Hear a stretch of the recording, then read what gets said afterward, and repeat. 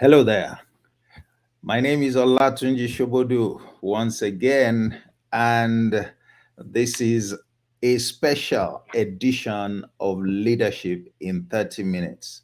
You know, we always come to you with a special edition. That series we started last month, and in this special edition, we bring very credible leaders to discuss leadership within the context of functional areas. These are people with many years of experience. These are people with very deep convictions, motivated by truth. These are leaders indeed that we assure you that you can learn from, and indeed should learn from. And today we have another very important guest. Um, it promises to be a real learning experience today. Every minute you spend, with us today, um, I guarantee that they will be value adding. So, without wasting any more time, let me unveil who we have as a special guest today. And it's my pleasure and privilege to welcome to Leadership in 30 Minutes special edition, the person of Mr. Oluwole Dada. You are welcome, sir. Thank you for having me. It's a great pleasure to have you join us this today. Well, it could be any time where different people are watching, but we have with us Mr. Oluwole Dada. Mr. Oluwole Dada is head of sales and marketing at SecureID Limited, and he will tell us, a bit about SecureID Limited. I believe at the appropriate time, maybe when he's introducing himself. But I, want to assure you that those is probably the biggest boy in their area, at least as far as Africa is concerned, and so that you would have an appreciation for the kind of responsibility that Mr. Dada is shouldering. And I know that he's doing great in that responsibility, from all indicators. Mr. Dada, you are welcome, sir. You want to, share with our audience who you are, what your background is, and what are any other thing that you'd like to emphasize about your good self.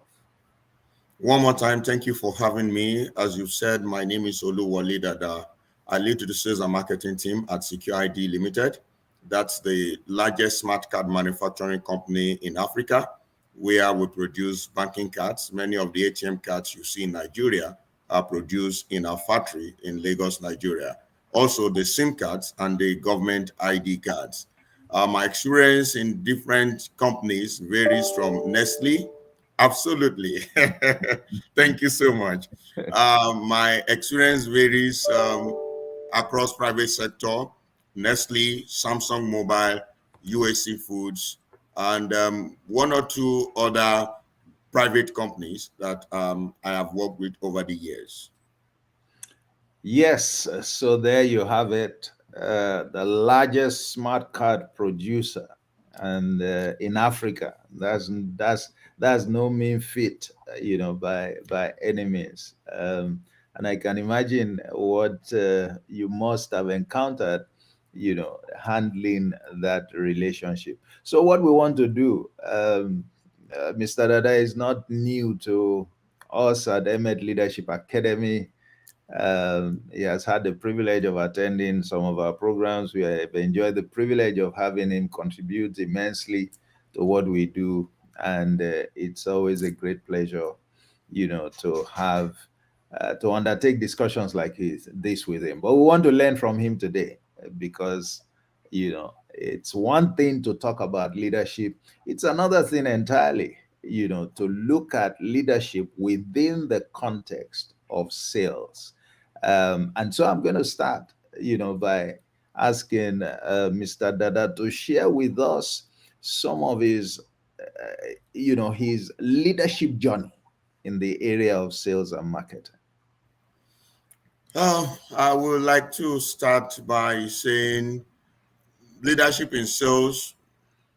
I've been selling from as far back as 26, 28 years. But when you talk about the leadership aspect of it, um, I will say my experience started with UAC, and it's about managing the sales force of the distributors. As you climb up in the sales cadre, you manage the sales force of the distributors, and then you move to a level where you manage the sales team in the organization. That is when you have the field sales managers, area sales managers, territory sales managers, or as the name may be, reporting to you as a regional sales manager. And then over the years, you now have the old cadre reporting to you because you held the old sales organization of any system. Okay, so what we understand from you is that there are levels of leadership when it comes Absolutely. to the sales and marketing function. Yes. So, how would you describe when you are leading the sales force, from when you are leading the sales team? I found that quite interesting. The sales force and the sales team, different levels of leadership. So I suppose they must have certain characteristics that differentiate them, and um, what are some of those characteristics, and what counsel would you give people who are leading the sales force? What counsel will you give people who are leading the sales team? So as a sales, you are managing a sales force. So probably you're an area sales manager, or you're a territory sales manager, or you're a field sales manager, depending on the title your organization uses. The sales force, secondary sales force, as you call it. So in sales, you are what you call the primary sales, for those who are working in the B2C, otherwise called the business to consumer. So you talk about the likes of Nestle, PZ, Friesland Campina, and so on. You have them all over the world. So you have them selling from the company to the distributors. So that is what you call the primary sales, or otherwise called selling in some cases. Now you have the distributors selling to the trade. That is what you call the secondary sales, otherwise called sellout. Now your sellout affects your selling, because if the distributors are unable to sell out, then you will not be able to sell in from the company to the distributor. So the people who work with the distributors, who drive the vans that you see, most of those branded vans that you see around, they work with the distributors. They move goods from the distributors' warehouse to the trade to sell to the retailers, are the ones we call the secondary sales force. More often than not, more often, that does not mean absolutely, they are not the graduates. Many of them may be school start holders. Many of them may be drivers who have a flair for selling. There are people who are not graduates. In Nigerian parlance, before you can get into many of these organizations, you need to be a graduate. It may not be like that in some countries of the world, but in Nigeria, that's the way it is. So many of those people may have a lower degree or may have a secondary school certificate, but they have a flair for sales. So these are the kind of people that you manage in the secondary sales force cadre. But when you are coming into the organization to talk about the organization, you are having people who are graduates. Some of them they have masters, and they could be field sales manager, territory sales manager, and then they begin to grow in the rank to regional sales manager.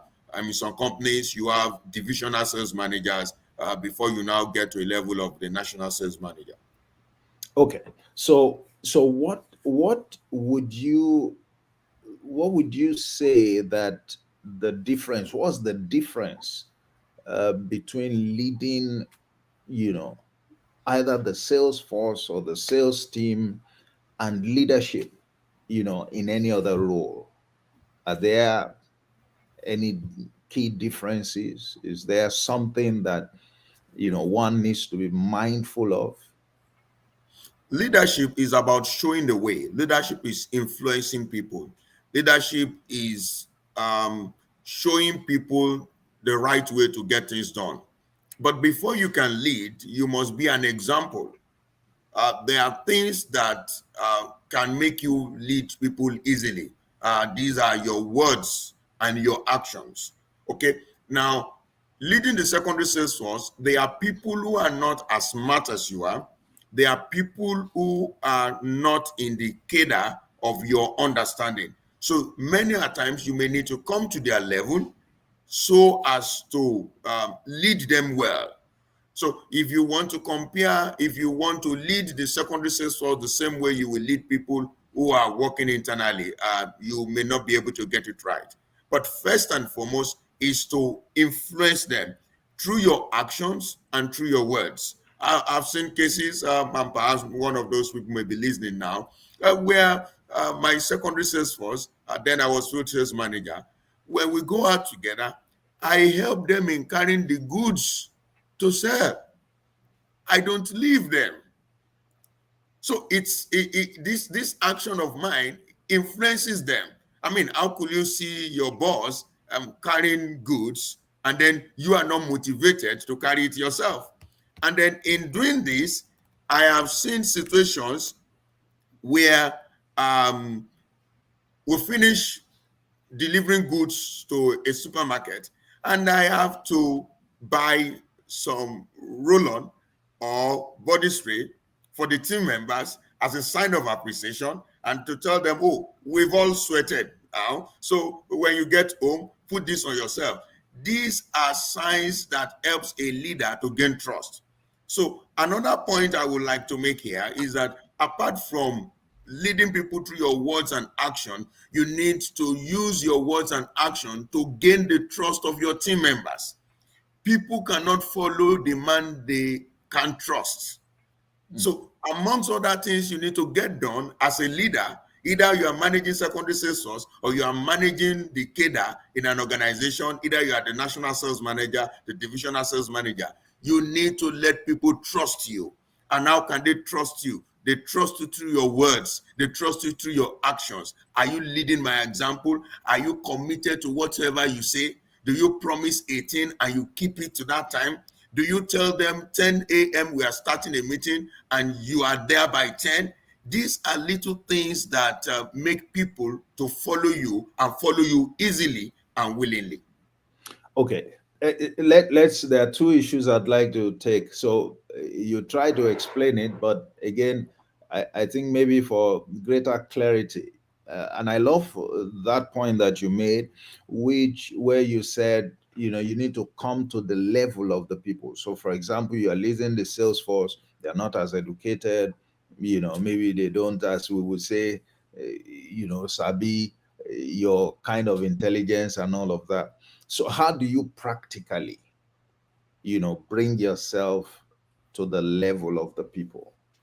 And what are the advantages of doing that? Now, you must be able to speak their language.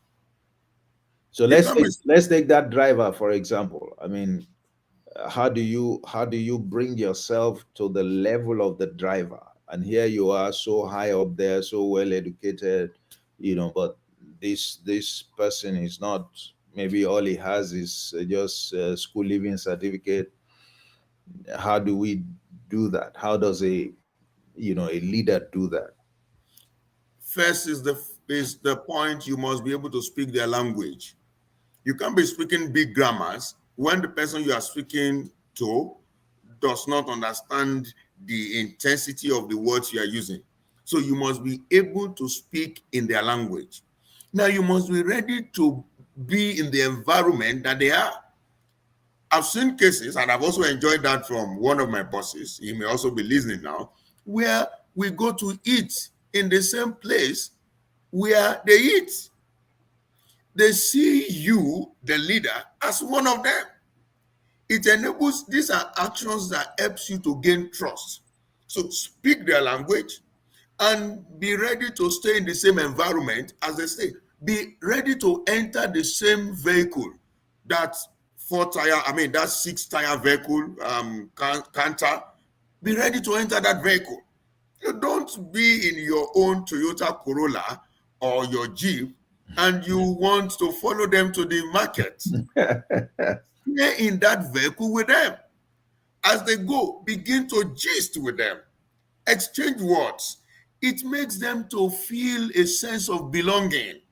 More often than not, associates don't have a sense of belonging with their boss. They see the boss very high up there, but many times the boss also forgets that he also grew through the rank like these people. So they Correct. see the boss high up there. They find it difficult to look up the face of their boss. And so it brings a gap between them. So one of the things every leader must ensure in managing a sales team for performance is to close the gap between you and your team members. And how do you get this done? Speak their language, go in the same environment like them, be in the same vehicle with them, go to the market with them, visit the trades together. With this, they will trust you, they will confide in you, they will even tell you things that you may not be aware of, and it will help all of you perform at the optimal level. Okay, great. How do you, okay, you have this team. And I know that one of the things that, sales teams are noted for is the issue of targets. You almost define daily targets. In fact, if it were possible, you will even define hourly targets. Absolutely. Absolutely. So and funny, interestingly, I know there was a time many years ago, when I was still in the relationship side of banking, where I think for one of the bureaus, where even the distributors had targets. It was like they had monthly sales targets or something. Absolutely. Okay. So you have a team, your sales team, and you have some people that are not doing, pulling their weight, as we call it.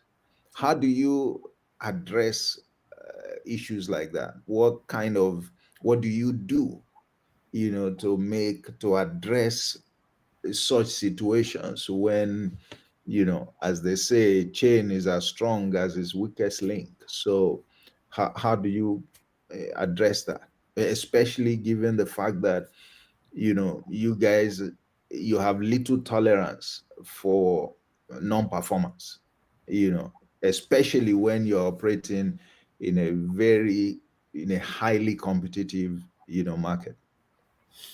First is to re-emphasize what you have said. Sales is a target-driven career. You pursue targets from day one till the last day that you are retiring. Mm, Now, if you have people who are not performing optimally, and I need to mention this as well, we are not gifted equally by God. mm, So we cannot deliver results at the same level. That is one thing every leader must understand, mm. that in getting things done, my team members cannot deliver results at the same rate. In that case, you may need to give a smaller territory to someone who cannot operate at the optimal level and give the bigger territory. So a territory is contributing like 30% to your overall sales target. You put your best hands there.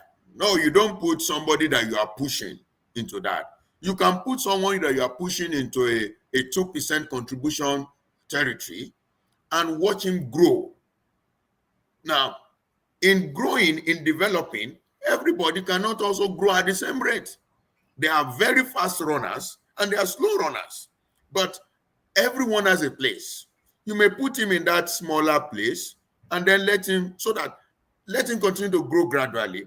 and you will ensure that his performance, if even though it may be low, will not affect the overall performance of the team.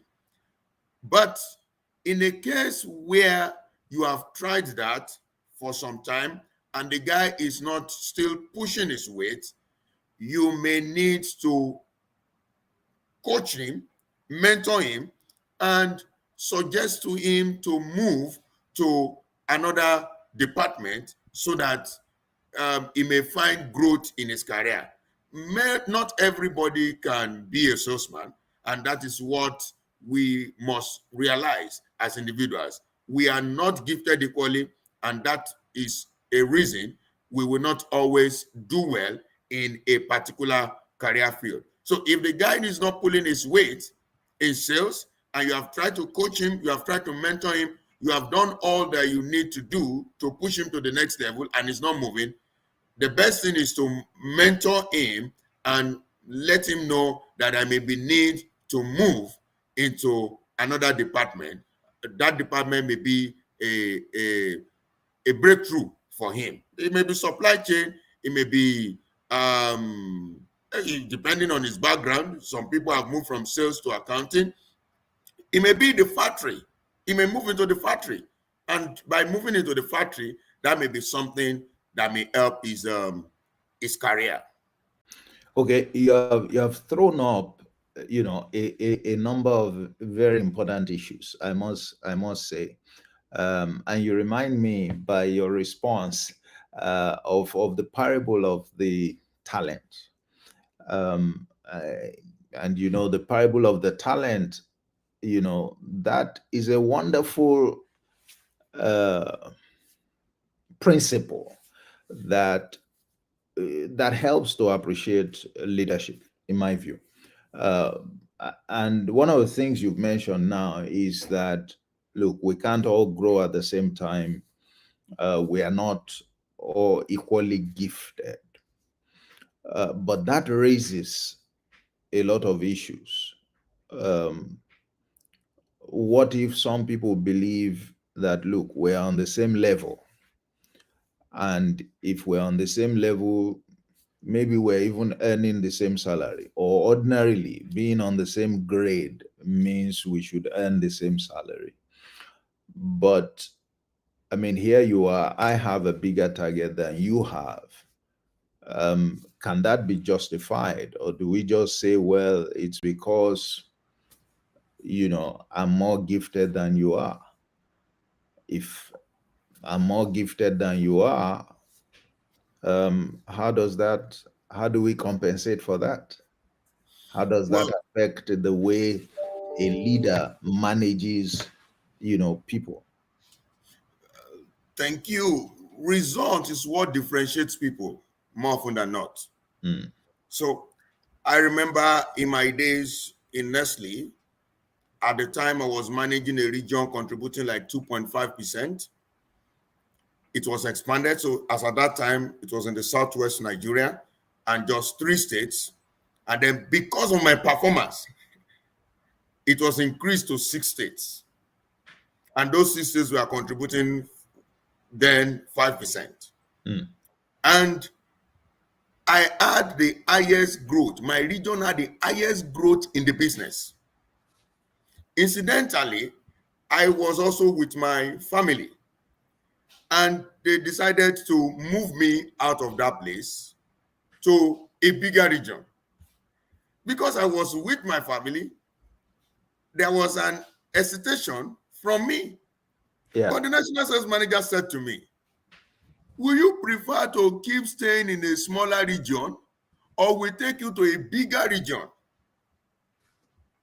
Now, what am I bringing out of that small story is that my performance on a smaller region kept moving me to a bigger region, and the results kept motivating the leadership to give me bigger responsibilities.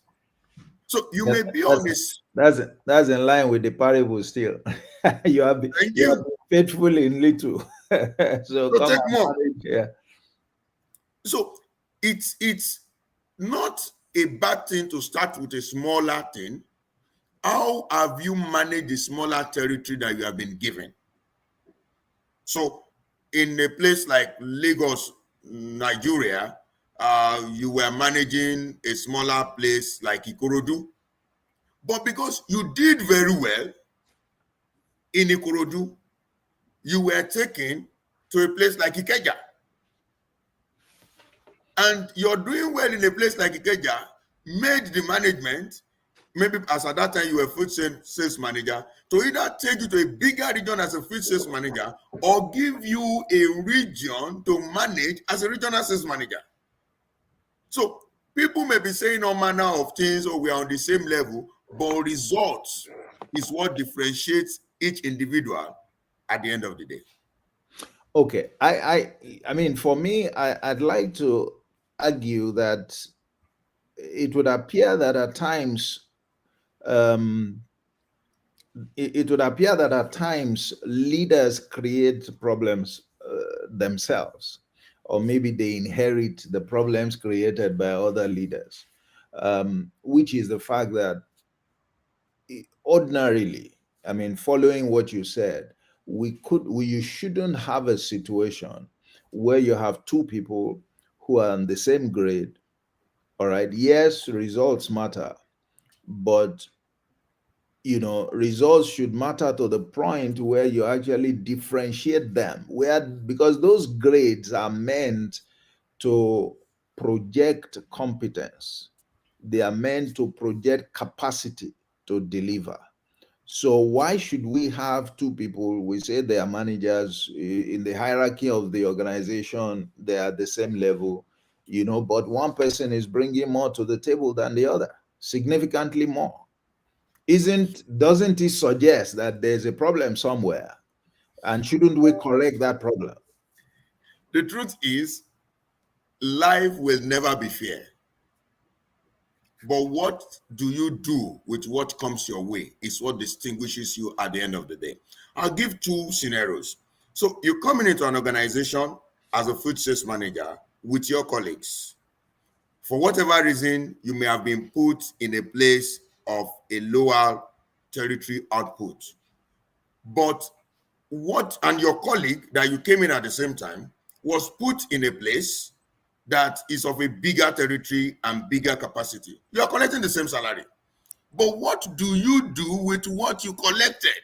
Is what differentiated you or differentiates you at the end of the day. I mean, this is a practical example at my hand. I mean, so what happens? I mean, what if one person, because if you give me, for example, a responsibility that maybe I'm contributing 25%. And then there's somebody who is collecting the same salary as I'm collecting. We're on the same grade, and he is contributing 5%. I mean, wouldn't I feel demotivated? So it is led for each individual. You see, again, that's why I said life is not fair. There are different scenarios in life, but what do you do with what comes your way? Is what differentiates you at the end of the day. Now, I'll give you a typical practical example that happened to me. I was promoted to a regional sales manager, and ordinarily, all necessary documents and papers need to have been put in place to ensure that my grading is changed and my salary is changed. Friends, I was on that acting level for 34 months. And I mean 34. Yes, internally, there was that demotivation, but I decided to encourage myself. I mean, I know you bring a lot of things from biblical perspective. The Bible says, and David encouraged himself. In the Lord. So certain things may not work well with you, but you have to give yourself an internally generated energy. That's the way I call it, IGE. IGE, Internally generate. You see, the energy will come from you generating it internally. For your information, I was my colleagues that joined the business 5 years after I joined, who happened to be reporting to me in that role, were collecting the same salary as I was collecting. But I did not allow that to affect me. I know, as at that time, but I did not allow myself to be demotivated to the point that my result will be affected. Why was that? What was behind that?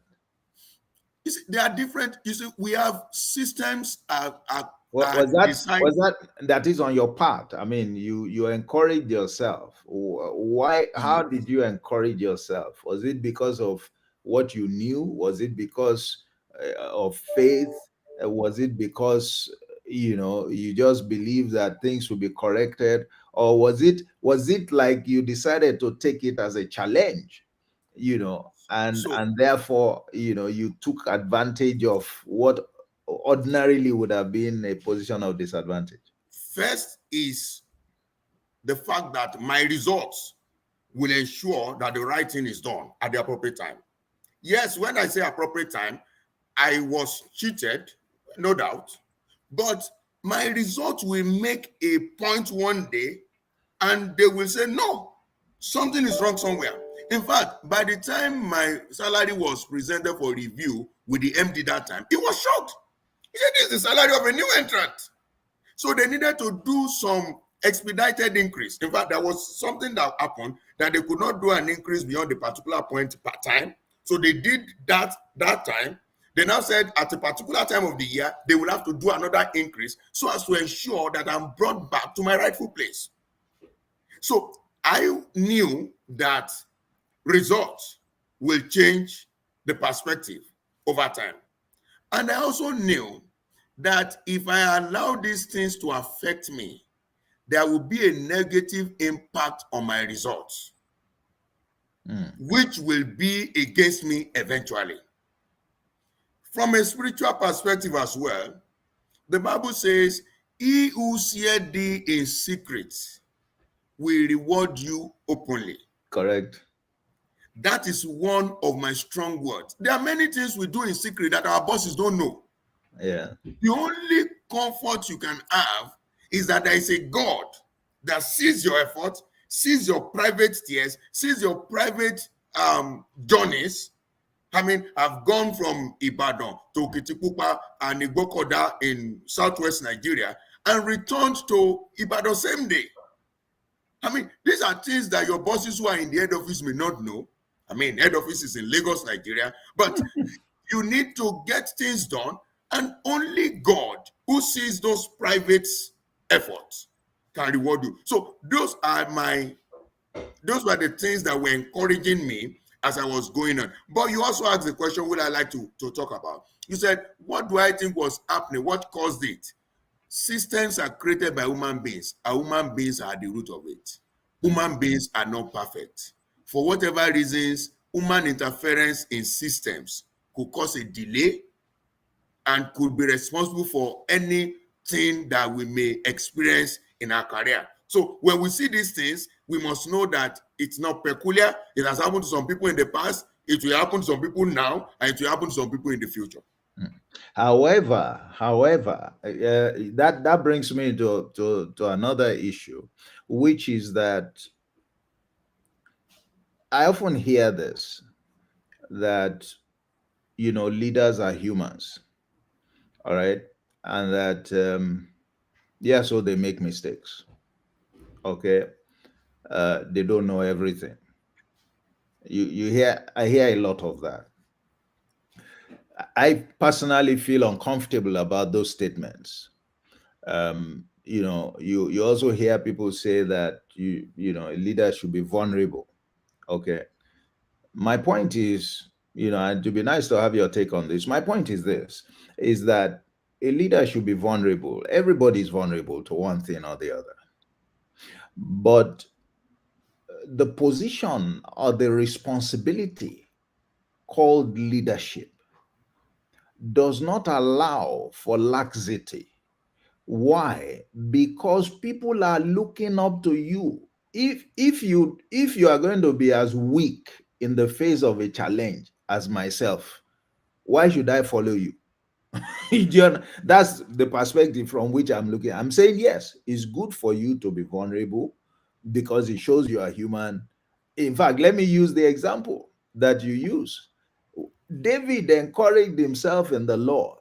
If you remember the instance, he cried his eyes out like all his people. But he had to quickly come to the realization that, okay, if all of us are crying now, who is going to solve the problem at hand? What are we going to do about the problem at hand? So I guess that was part of his motivation. He woke up to the reality that he is the leader and he cannot, wallow in vulnerability.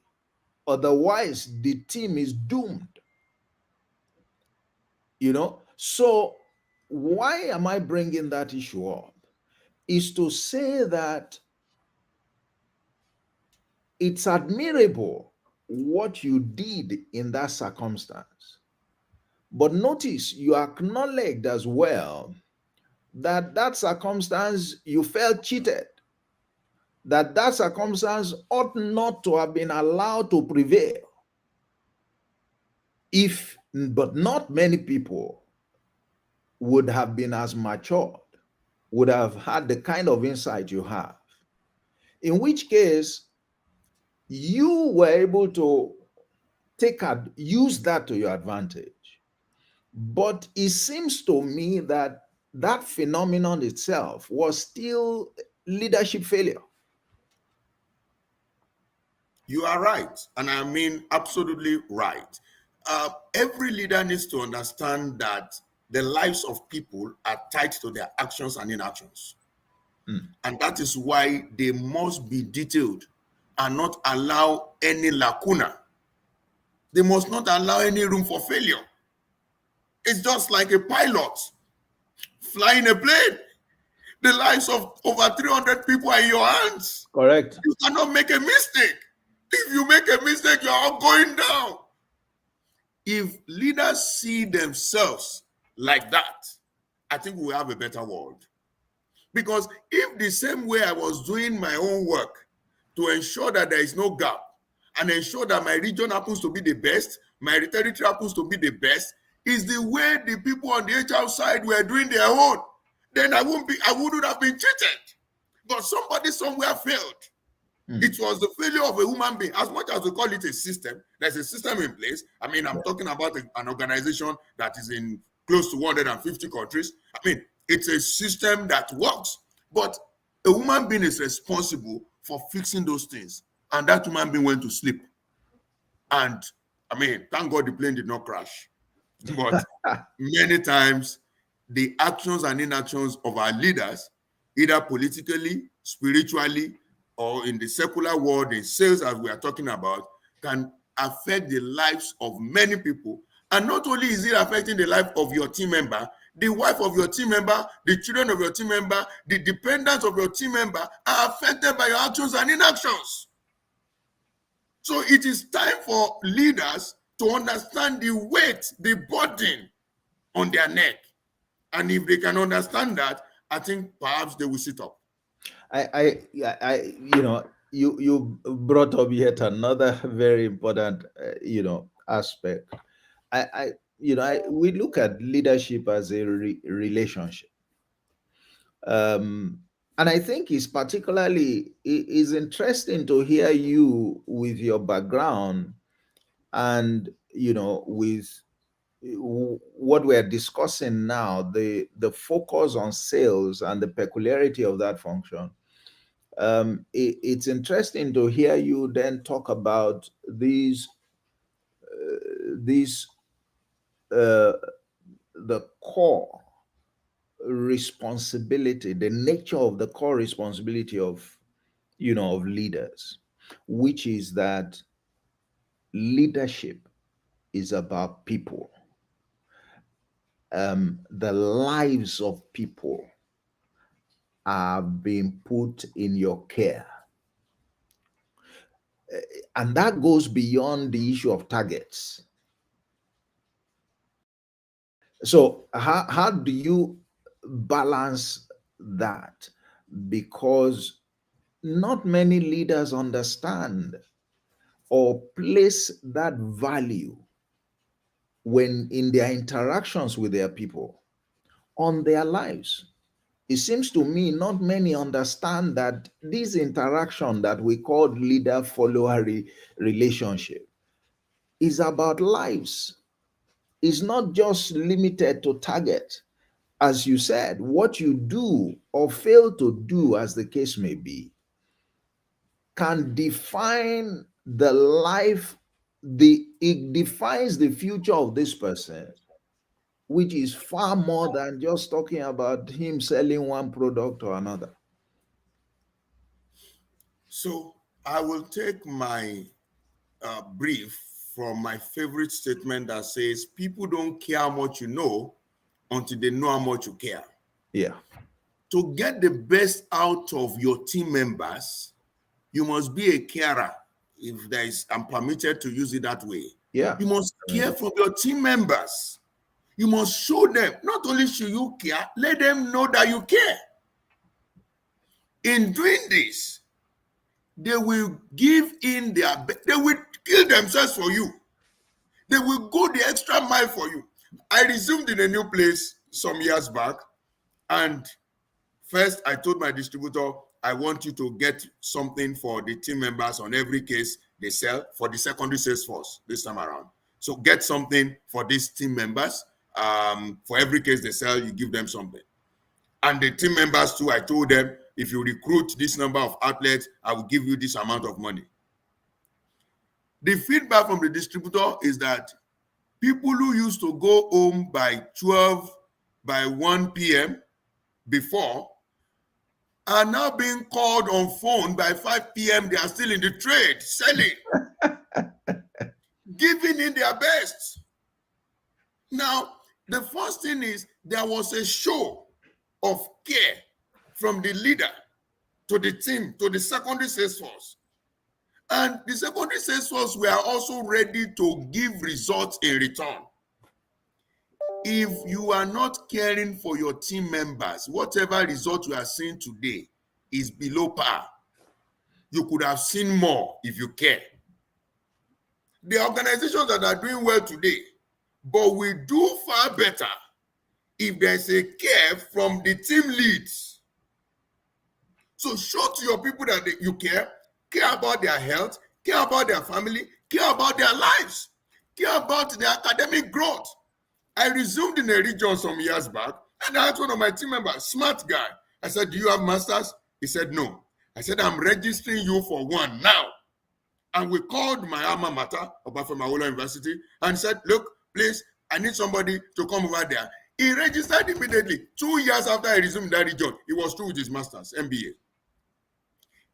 This is a guy who today still remains very much in touch with me because of my show of care. So there's a need to care for people, care for their health, care for everything about them. Then they will give in return to you results that will make you their leader shine. That's very interesting. It reminded me of a case like that also many years ago, um, where I had somebody like that, fairly junior levels, and I had cause to ask him, so what are you planning to do? Because at that time he had OND. And so he told me that he was planning to go, he would have loved to go for HND, but that the hours of work would not allow him. That, where he would need to take lectures, they would have closed before he got there and all of that. So I told him no. I said, that's unacceptable. I said, you go and get admission first. When you get admission, let me know. I said, and then I would, we'll figure out what to do. I mean, the rest is history. He got admission. I told him, okay, so you can close at 4 o'clock or so. I mean, that gives you time to get to the, that's how I was able to. Just to buttress the point that you made, because I think that's one of the areas where people really miss it. Let me provoke some thoughts from you on a statement you made earlier on. I'm glad I remembered it. Let me come to that. You've said it once or twice, on the program, that life is not fair. And I wonder whether that is the case. you want to shed a bit more light on that because Okay. some people will disagree with you that Well, life is fair. the Why do you think reality life is not many fair? a times, the reality many a times is that it doesn't come the way we expect. I'll give you some stories. My mom happens to be a twin. She's late now. Okay, well, Our twin sister, just like mine. So you are not in the you are I'm not not in that, alone. you are not alone in that category. No, how we wish they were still around. our, our twin sister got married 9 years after she got married. Wow. Our youngest child happens to be older than the first child, I mean, by some months or some days thereabout, of my mother's twins first child. So Now, one started 9 years ahead. I mean, that's life. Now, my parents died when I was young. What's fairness in that? But I said to myself, But that had nothing to do with you. I mean, was I the cause? You were in the course. I mean, but I said to myself, I'm not going to be the first orphan. Mm, Neither am I going to be the last. Some orphans succeeded before me. Some I will succeed as well. Some are becoming orphans as I speak, and some will become orphans tomorrow. I give you the third one. My maternal grandfather lost his own mother 48 hours after he was born. wow. He happened to rise to become permanent secretary in the old Oyo state, and he studied in 4 different universities outside this country. Yeah. So there are different scenarios in life to show that life is not fair, but life will give you lemon. It is your responsibility to make lemonade out of it. Okay. Let me come to the point about uh, fairness in the context of leadership, because okay, so let's agree for the moment, although I'll come back to that life is not fair. Can that be a justification for leaders, you know, to have favorites? Is it, is fairness therefore something that leaders need to pursue? After all, they're You told are life is not you fair. are you are putting me on the spot. I will try as much as possible to also be fair in my response. Okay. Leaders must ensure fairness Mm, because the moment a member of the team discovers that there is no fairness in this team, it demotivates him and he is most likely not to give the best to that team. However, the favoritism aspect you talk about is sometimes generated as a result of the actions and inactions of the team members. So you don't expect a team lead to like the same way somebody performing, growing his territory or growing his region enormously with someone who they are just managing and just putting there. Every time he has excuses for his non-performance. And there is someone who is always the one who rescues the region or who rescues the business. So every month when the business wants to close, its region is always the one they call. Please, we need 3 more trucks. We need 6 more trucks. Can you please help us get distributors that can support us? If you have team members like that, it is normal for the team lead to like the performer more than the non-performer. It's not his fault. It is a function of the input from the team members. So there are several reasons that could be responsible for team leads having favorites. But I am not going to say it is the outcome of the actions and inactions of team members. So I would want people to see it that way. Deliver results, and you will get the attention of your boss. Okay. That is the way I would put it. All right. So okay. So I mean, does it stand to? Let me maybe help a bit to make a distinction based on the response you just given.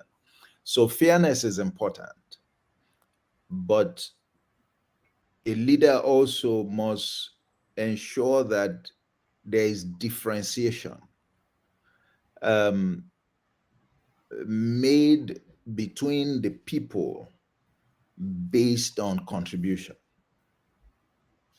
Otherwise, from what you have said, the way you can discourage or demotivate somebody who feels unfairly treated, you can also, a performer that is treated the same with everybody else will also feel demotivated. That okay, so why am I killing myself? Contributing this much. Yeah, when everybody else gets the same thing as I get, everybody else is treated the same way as I get. And so people wonder, so how do you deal with that? And I say, well, differentiation doesn't mean that you are partial. Differentiation is being fair.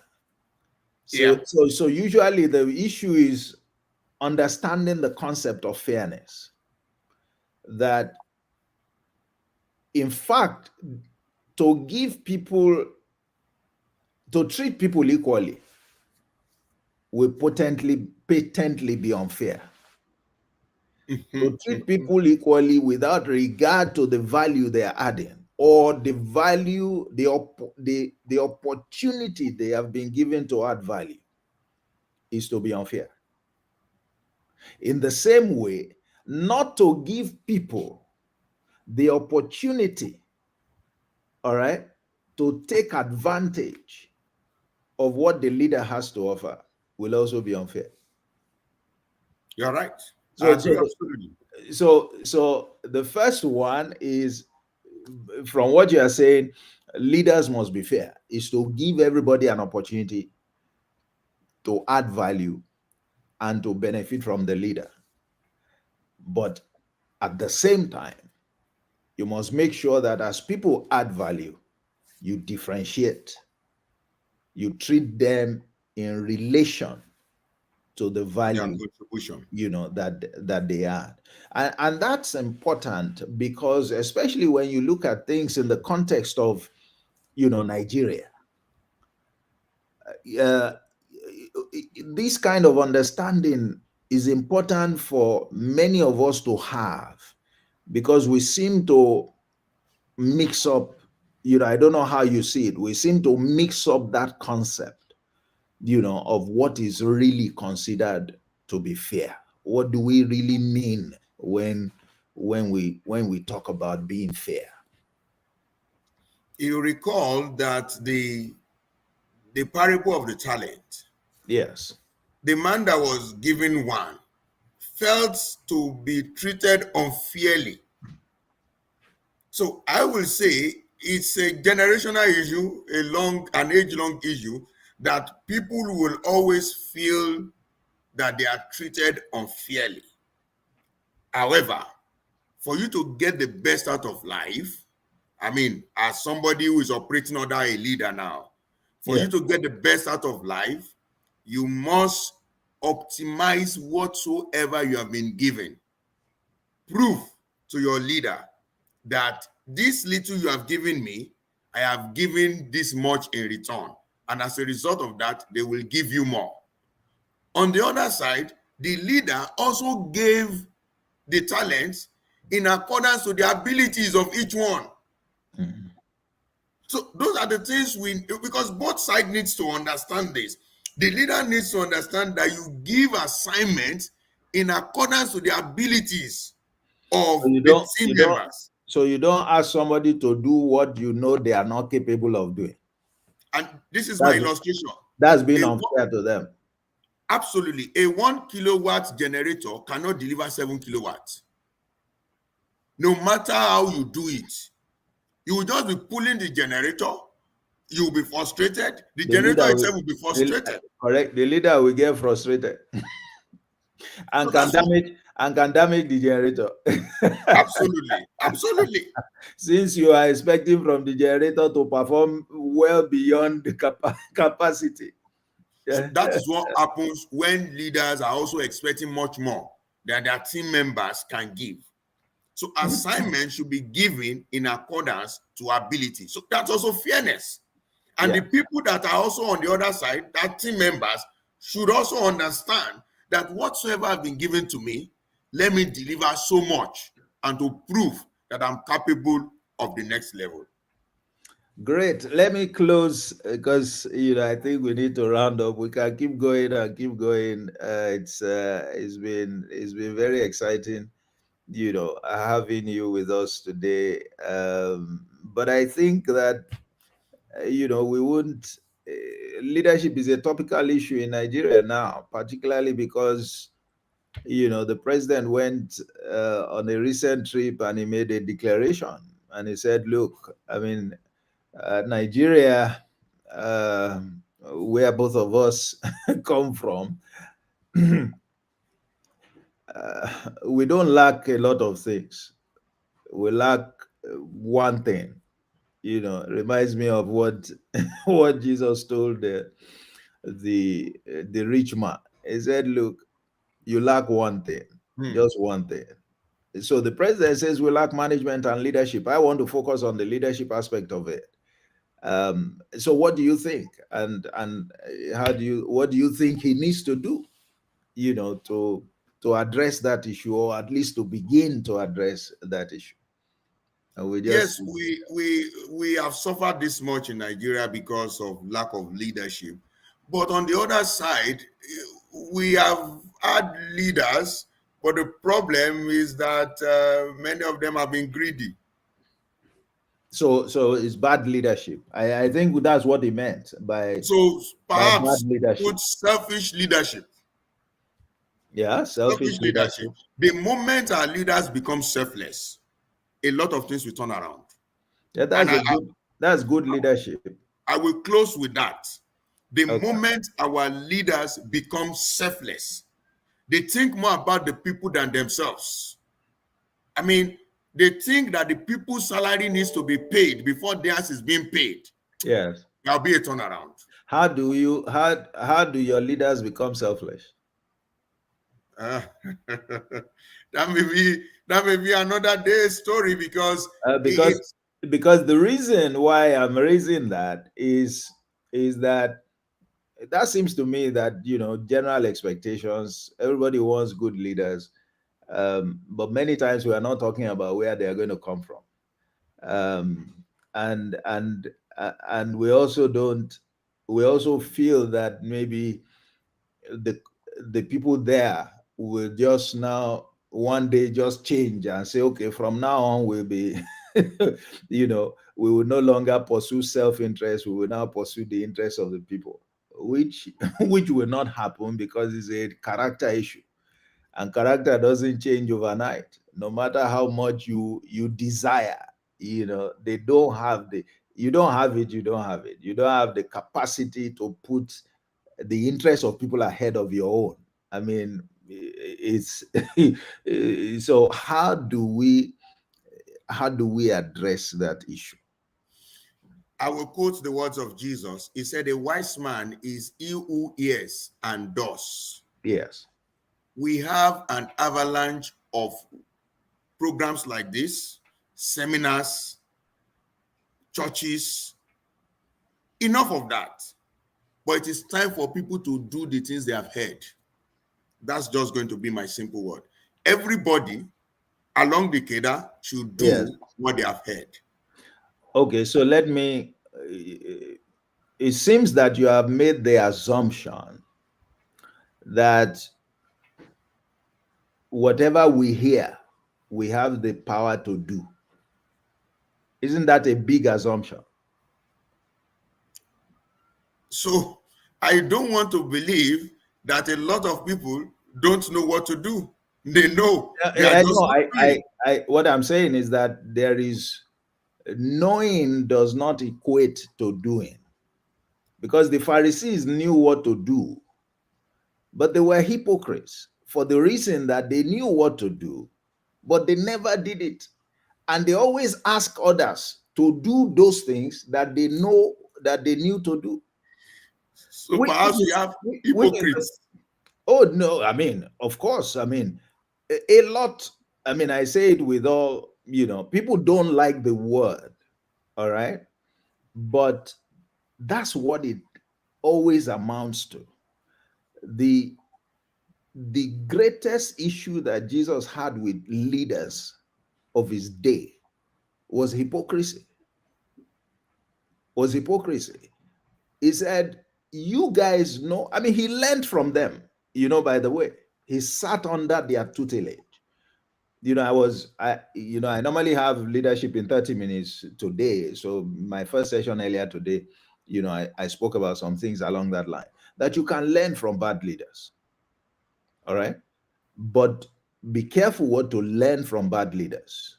Don't learn from their example, learn from their words. That's why I like the point where you balance the issue of example and you emphasize the words, that examples can be dangerous without words, because you must know why I'm doing what I'm doing for my example to benefit you. Otherwise, you will go and do what I'm doing in the wrong circumstance and it can backfire. So that's the thing. He said, "You gentlemen, I learned from you. You know what to do. You demand that others should do it, but you never do it." Isn't that what you find with leadership today? Absolutely. Which tells us that there is a missing link and there is a knowing and doing gap, which is what you have identified. But the solution to that gap seems to me to be beyond knowing, because there is the capacity. I wanted to reply you with another scripture, in Philippians, that says that, but God Both to will works, and to do. correct, works in us both to will and to do, meaning that beyond knowledge, there must be the will to To do. do. And that will must precede doing. Because if the will is not in place, the doing is impossible. Absolutely. And there it appears there lies the challenge.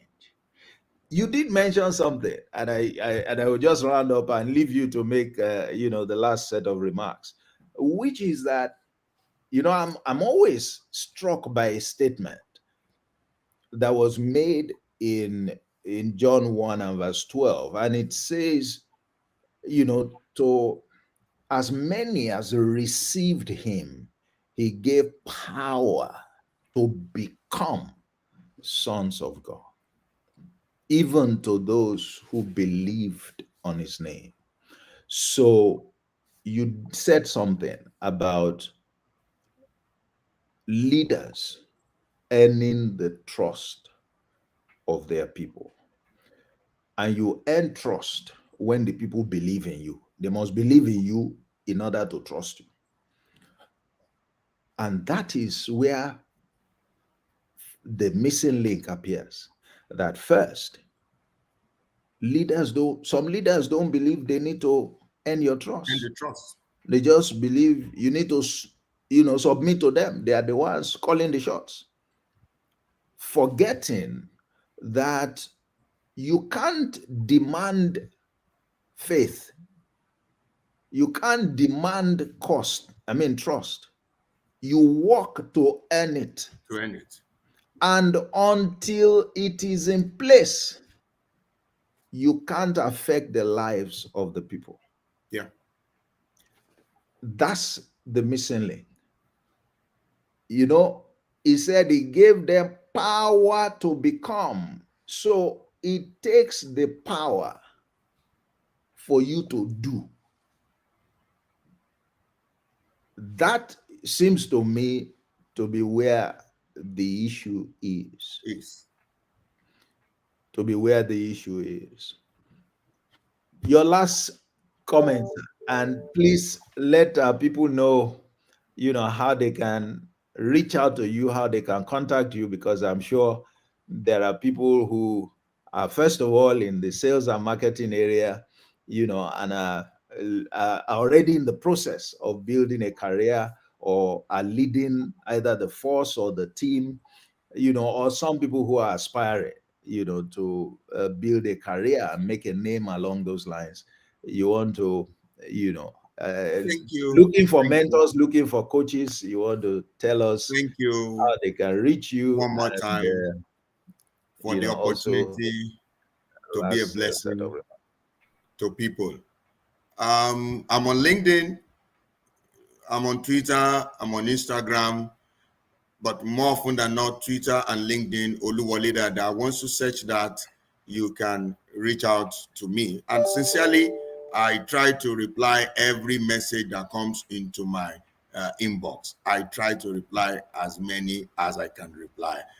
In closing, you cannot lead effectively people who don't trust you. So your first rule as a leader is to earn the trust of your team members. Thank you once again. All right. Thank you very much. Thank you for honoring us with your presence. I believe it's been a wonderful time. I certainly have had a great time, exploring, learning, and unlearning where necessary, and relearning, as people often say nowadays.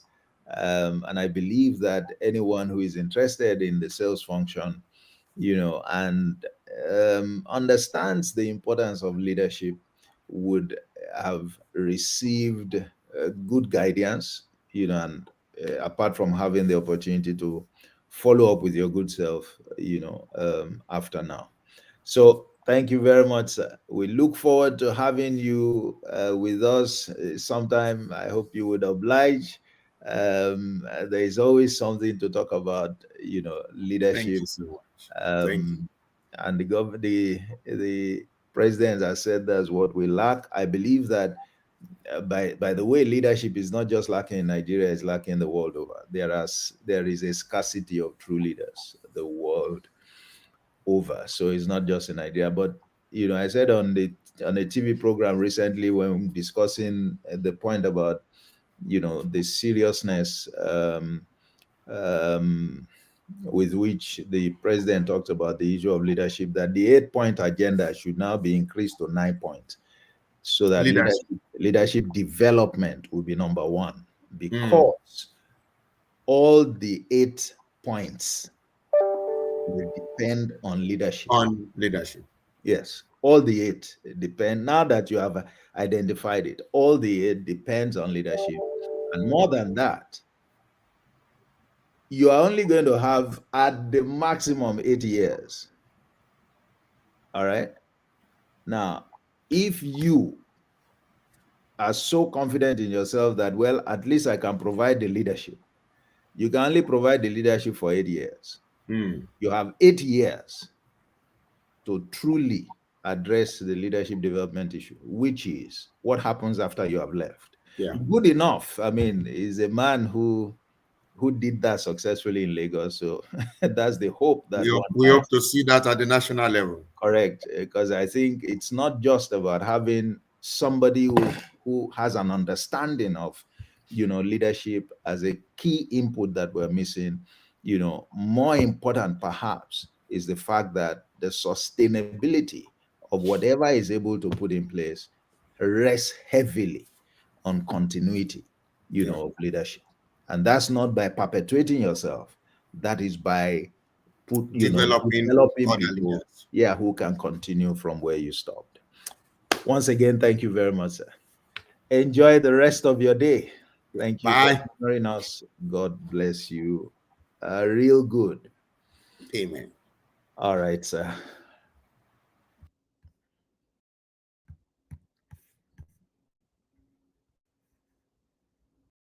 All right. So thank you once again. It's been Leadership in 30 Minutes, a special edition, our second special edition. And we have featured Mr. Oluwole Dada. He's the head of sales and marketing of SecureID Limited, is the largest smart card producer in the whole of Africa. And you have heard what he had to say, looking at leadership from the point of view of the sales and marketing function. We'll come to you on the next edition, a special edition of Leadership in 30 Minutes with yet another guest, and it promises to be value added. God bless you and enjoy the rest of your day and week. Bye bye.